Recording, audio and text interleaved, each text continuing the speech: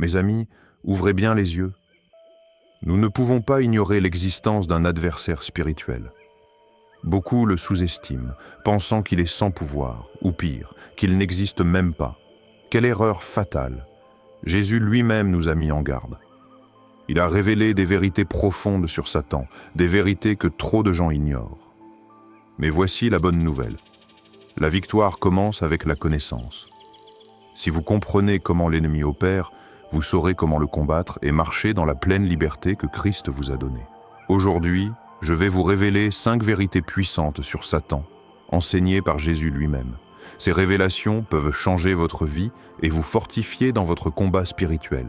Regardez cette vidéo jusqu'au bout et découvrez comment déjouer les pièges de l'ennemi.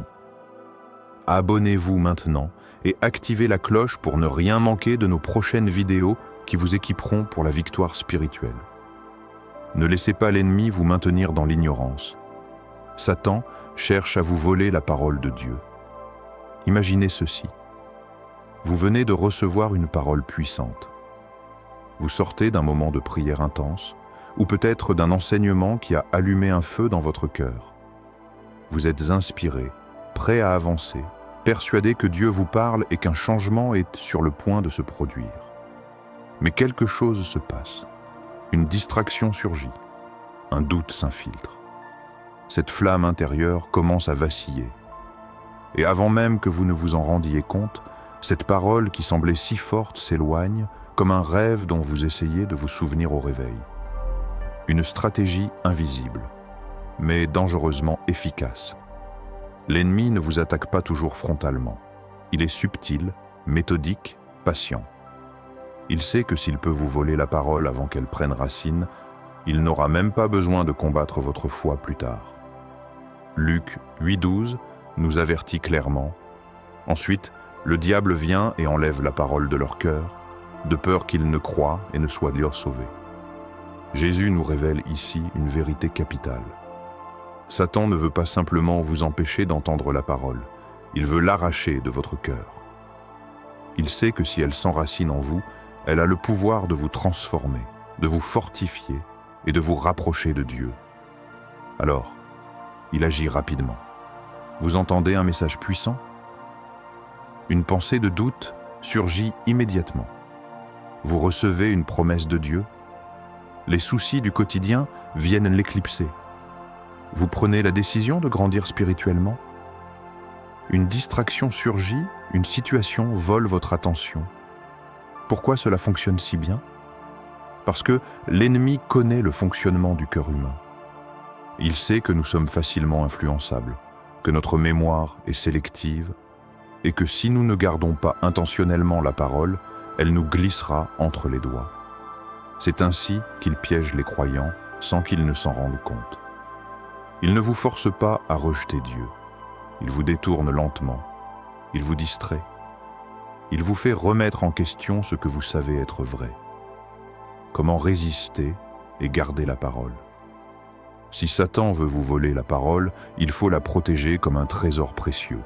Voici 3 clés essentielles pour y parvenir. 1. Lisez la parole de Dieu quotidiennement. Ne laissez pas votre esprit affamé spirituellement. Nourrissez-le chaque jour avec la parole.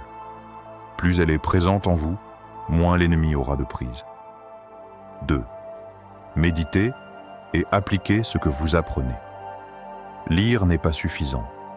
Méditez-la, appliquez-la, parlez-en, écrivez-la sur votre cœur. Faites en sorte que chaque vérité biblique devienne une réalité vivante dans votre quotidien. 3. Protégez votre cœur avec la prière et la foi. La prière est une barrière spirituelle contre les attaques de l'ennemi. Demandez à Dieu de sceller sa parole dans votre cœur, afin qu'aucune distraction, aucun doute, aucun mensonge ne puisse la déraciner.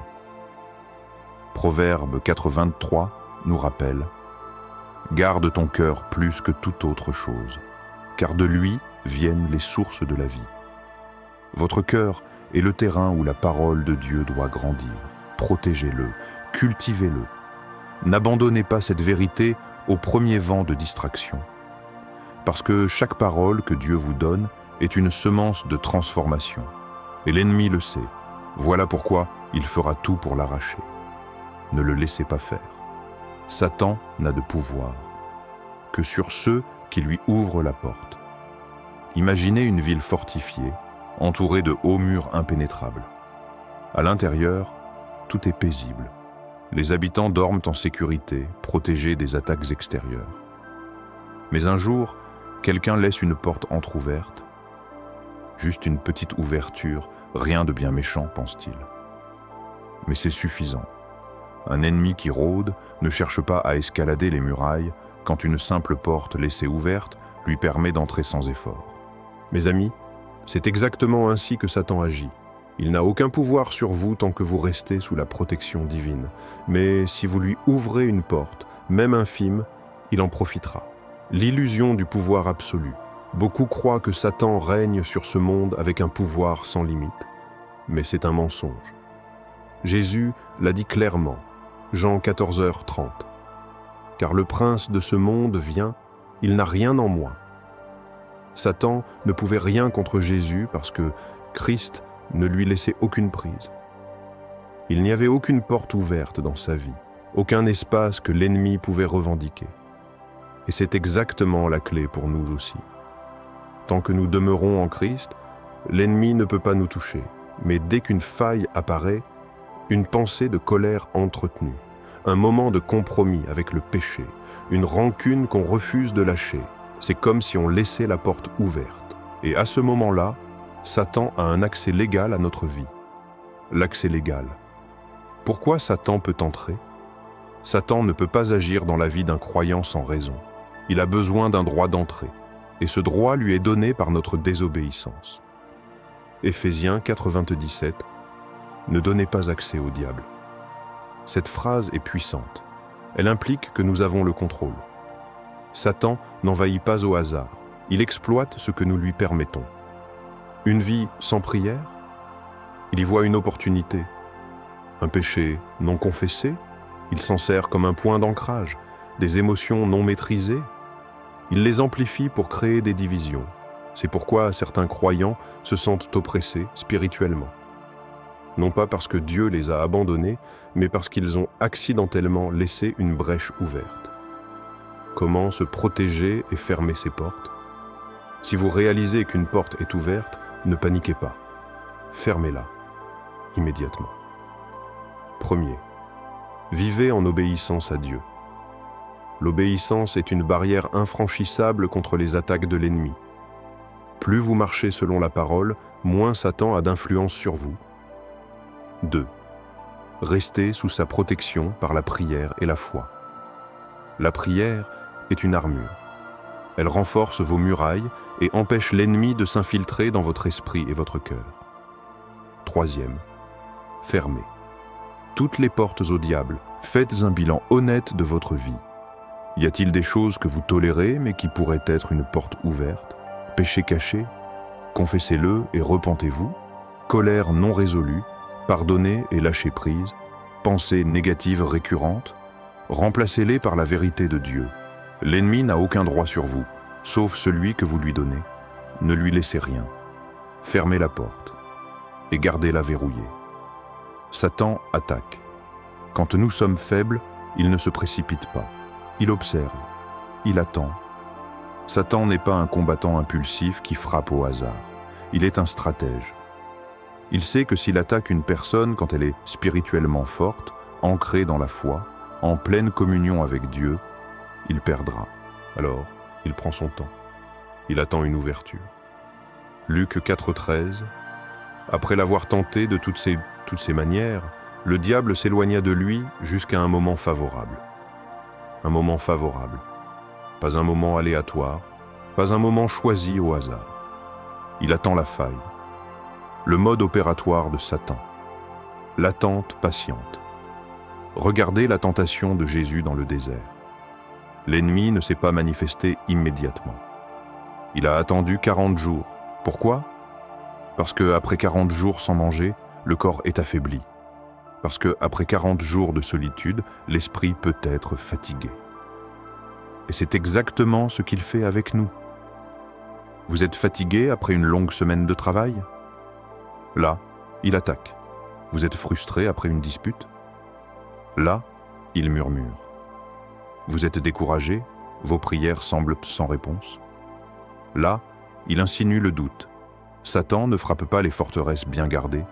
Il cible les brèches, les murs fissurés, les portes laissées entr'ouvertes.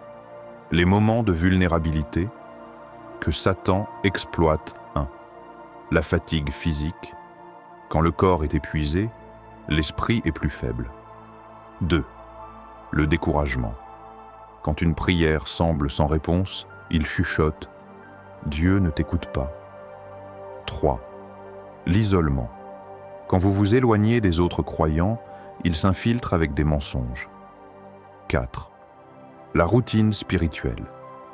Quand votre foi devient mécanique, sans passion, il plante des doutes subtils. Les émotions fortes, colère, tristesse, frustration, il transforme ces émotions en armes contre vous.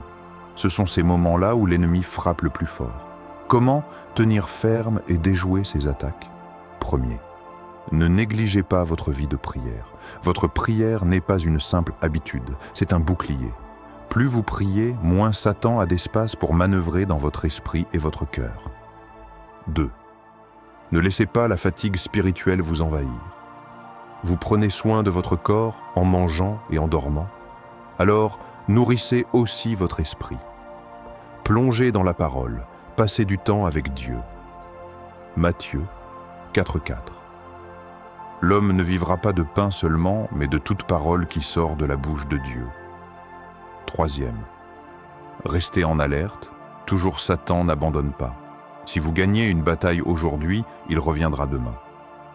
Jésus a averti ses disciples. Matthieu 26,41. Veillez et priez, afin que vous ne tombiez pas en tentation. Ne soyez jamais trop confiants. Restez sur vos gardes. Parce que plus vous êtes préparé, moins vous êtes vulnérable. Un croyant fort spirituellement est un territoire que Satan ne peut pas envahir. Restez ferme, restez vigilant, restez inattaquable. Satan a un royaume organisé, mais il est déjà vaincu. Vous pensez que Satan agit seul? Détrompez-vous, il ne se contente pas d'attaquer au hasard. Il a une stratégie, une hiérarchie et un plan bien définis. Et pourtant, il est déjà vaincu. Regardez le monde autour de vous. Voyez-vous le chaos, la corruption, l'injustice? Pensez-vous que tout cela est simplement dû au hasard? Non. Derrière ces systèmes oppressifs, derrière la confusion qui règne dans tant de vies, il y a une organisation spirituelle qui travaille en coulisses. Jésus lui-même nous l'a révélé. Matthieu 12,26. Si Satan chasse Satan, il est divisé contre lui-même. Comment donc son royaume subsistera-t-il? Cela signifie que Satan ne travaille pas de manière désorganisée. Il a un royaume, une structure, une armée spirituelle qui exécute ses plans. Mais ce royaume a une date d'expiration, le royaume des ténèbres. Une organisation structurée Satan ne peut pas être partout à la fois. Contrairement à Dieu, il n'est pas omniprésent. Alors, comment agit-il? Par délégation. Éphésiens 6,12.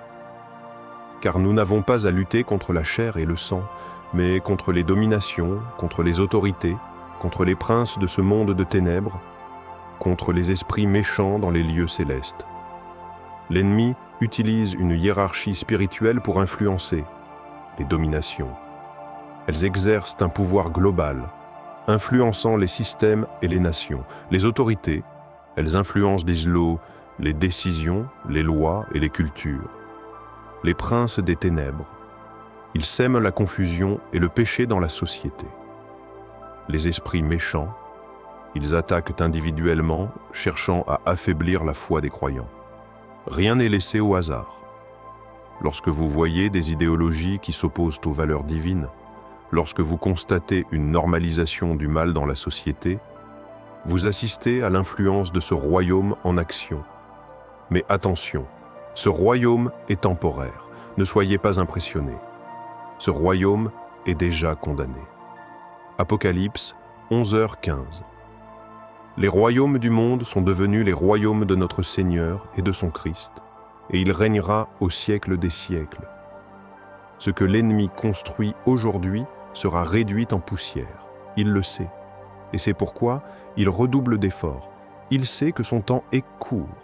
Comment ne pas être influencé par lui? Premier, ne suivez pas les valeurs du monde, mais celles du royaume de Dieu. Le monde peut vous dire que certaines choses sont normales. Mais demandez-vous, est-ce que Dieu les considère comme normales? Romains 12, 2. Ne vous conformez pas au siècle présent, mais soyez transformés par le renouvellement de l'intelligence. Deuxième, demeurez dans la vérité et refusez les mensonges de l'ennemi. L'arme principale de Satan est le mensonge. Il travaille dans l'ombre en distillant des demi-vérités. Jean 8, 32. Vous connaîtrez la vérité, et la vérité vous affranchira. Troisième, combattez les ténèbres par la prière et la proclamation de la parole. Vous ne pouvez pas combattre un ennemi invisible avec des armes naturelles. Votre puissance vient de la prière et de la parole de Dieu. Éphésiens 6, 17. Prenez aussi le casque du salut et l'épée de l'Esprit, qui est la parole de Dieu. L'ennemi s'effondre face à la vérité divine. Marchez dans la victoire, car le royaume de Satan tombera. Le combat est réel, mais la victoire est déjà acquise. Satan agit, mais il est déjà condamné. Son royaume est structuré, mais il s'écroulera. Ne marchez pas dans la peur. Marchez dans la victoire de Christ. Satan n'a pas le dernier mot sur la mort, le plus grand mystère, la plus grande peur de l'humanité. Depuis toujours, les hommes la redoutent, la fuient, et c'est de l'expliquer ou de la dominer. Certains pensent que Satijink laisse la fin, d'autres espèrent une suite. Mais beaucoup vivent dans la crainte de l'inconnu. Et c'est là l'un des plus grands mensonges de Satan. Il veut vous faire croire qu'il a le contrôle, qu'il peut décider de votre destinée, qu'il peut raccourcir votre temps sur terre. Mais la vérité, il n'a aucun pouvoir sur votre vie. Apocalypse 1,18. Je suis le vivant, j'étais mort, et voici, je suis vivant au siècle des siècles. Je détiens les clés de la mort et du séjour des morts. Jésus a vaincu la mort. Jésus détient les clés, le mensonge de Satan. Ta vie m'appartient. Satan n'a jamais créé la vie. Il n'a aucun pouvoir pour donner l'existence à qui que ce soit. Pourtant, il aime se faire passer pour celui qui contrôle tout. Il inspire la peur à travers les maladies, les catastrophes, la violence. Il utilise les angoisses et l'incertitude pour paralyser les gens. Il pousse certains à croire que leur vie est entre ses mains. Mais ce n'est qu'un mensonge. Il n'a pas les clés de votre destinée. Il ne peut pas décider de votre fin. Il n'a aucun droit sur ceux qui sont en Christ. Jean 10h28. Je leur donne la vie éternelle, et elles ne périront jamais, et personne ne les ravira de ma main. Jésus est la vie. Et tant que vous êtes entre ses mains, Satan ne peut rien contre vous. La mort, une fin ou un passage. Le monde dit « La mort, c'est la fin », mais Jésus dit « La mort, c'est une transition ». Jean 11h25. Je suis la résurrection et la vie. Celui qui croit en moi vivra, quand même il serait mort. Pour ceux qui sont en Christ, la mort n'est pas une défaite, mais un passage vers la gloire éternelle. Paul l'a compris. Mourir est un gain. Philippiens 1:21. Pierre l'a proclamé. Nous avons une espérance vivante. 1 Pierre 1:3. Jean l'a vu en vision. Il n'y aura plus de mort. Apocalypse 21:4. Satan veut que vous ayez peur. Jésus veut que vous ayez confiance. Comment vivre sans crainte? Première, sachez que votre vie est entre les mains de Dieu. Tout ce qui vous concerne est sous le contrôle absolu du Seigneur. Rien ne peut vous arriver sans qu'il le permette. Psaume 31:15. Mes destinées sont dans ta main. 2. Restez fidèle à Christ jusqu'au bout. Ne laissez pas les peurs et les mensonges de l'ennemi vous éloigner de la vérité. Matthieu 10, 28. Ne craignez pas ceux qui tuent le corps et qui ne peuvent tuer l'âme. Craignez plutôt celui qui peut faire périr l'âme et le corps. 3e. Rappelez-vous que la mort n'a plus de pouvoir sur ceux qui appartiennent à Jésus. Si vous êtes en Christ, vous êtes déjà vainqueur. 1 Corinthiens 15, 55. Ô mort, où est ta victoire? Ô mort, où est ton aiguillon? Votre destinée est scellée en Christ. Satan ne peut pas décider de votre fin. Il ne contrôle ni votre souffle, ni votre avenir. C'est Dieu qui tient votre destinée, aujourd'hui et pour l'éternité. Ne vivez plus dans la peur, vivez dans la confiance de la victoire de Christ. Soyez vigilants, mais marchez dans la victoire. Oui, Satan est un adversaire dangereux, mais nous n'avons pas à vivre dans la peur. Jésus nous a déjà donné la victoire. Soyez ancrés dans la parole, restez sous la protection de Dieu, marchez dans la puissance de Christ. Le royaume des ténèbres tombera, mais le royaume de Dieu régnera pour toujours. Prière pour la victoire spirituelle. Seigneur Tout-Puissant, je te rends gloire parce que tu es mon refuge et ma forteresse. Aujourd'hui, je proclame que Satan n'a aucun pouvoir sur ma vie. Je marche dans la lumière, je refuse les mensonges de l'ennemi et je me tiens ferme dans ta vérité. Je te demande de me protéger, de me fortifier et de m'éclairer. Remplis-moi de ton esprit afin que je ne tombe pas dans les pièges de l'ennemi. Au nom de Jésus, je proclame que je suis libre, que je suis victorieux et que je suis plus que vainqueur. Amen. Si ce message vous a touché, partagez-le avec quelqu'un qui en a besoin et marchez dans la puissance de Dieu.